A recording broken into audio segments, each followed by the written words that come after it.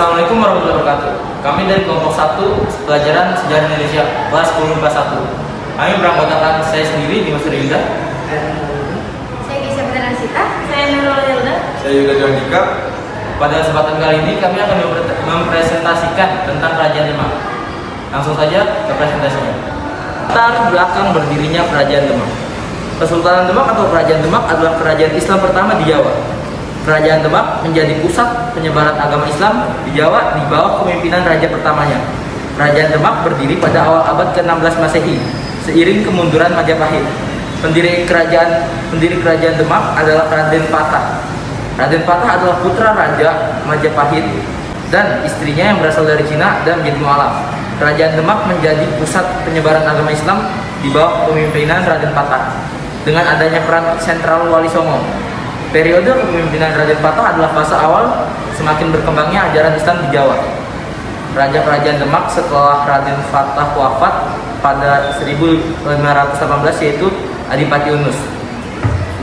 Dari tahun 1458 sampai 1521. Adipati Unus adalah putra Raden Patah. Sebelum menjadi sultan, Pati Unus terkenal dengan keberaniannya sebagai panglima perang. Julukan Pati Unus yaitu Pangeran Sabranglo muncul dari keberaniannya sebagai panglima tersebut. Pati Unus memimpin penyerbuan kedua ke Malaka melawan Portugis pada 1521. Pati Unus wafat pada pertempuran tersebut. Wilayah kekuasaan Demak. Kerajaan Demak berkembang sebagai pusat perdagangan dan pusat penyebaran agama Islam. Wilayah kekuasaan Demak meliputi Jepara, Imba, dan Sedaya, Palembang, Jambi, dan beberapa daerah di Kalimantan.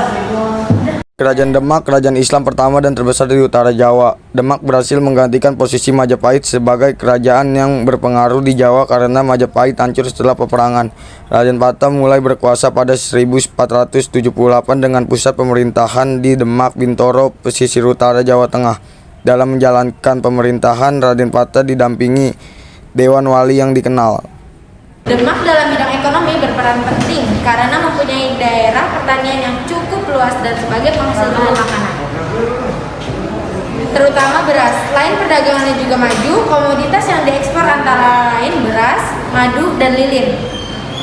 Barang tersebut diekspor ke Malaka melalui pelabuhan Jepara. Dengan demikian, kehidupan ekonomi masyarakat berkembang lebih baik.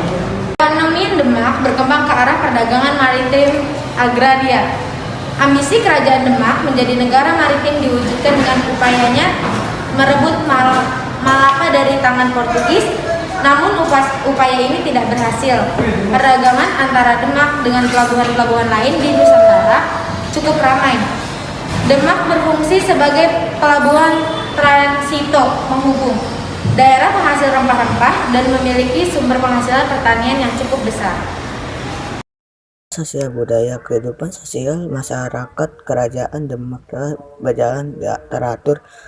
Pemerintahan diatur dengan hukum Islam, akan tetapi norma-norma atau tradisi-tradisi lama tidak ditinggalkan begitu saja.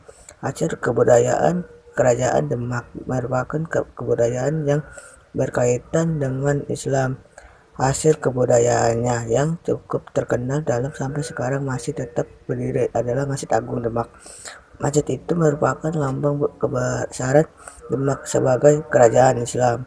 Masjid Agung Demak selain kaya dengan ukir-ukiran bercirikan Islam juga memiliki istimewaan, yaitu salah satu tiangnya dibuat dari kumpulan sisa-sisa kayu bekas. Pembangunan masjid itu berdiri yang disatukan tata. Runtuhnya Kerajaan Demak.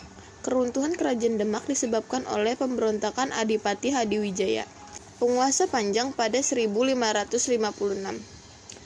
Hadiwijaya semula sangat setia pada Demak.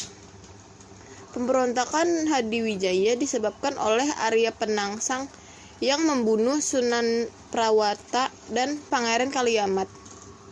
Pemberontakan Adipati Hadiwijaya menyebabkan runtuhnya Kerajaan Demak menjadi fazal atau wilayah kekuasaan Kesultanan Pajang.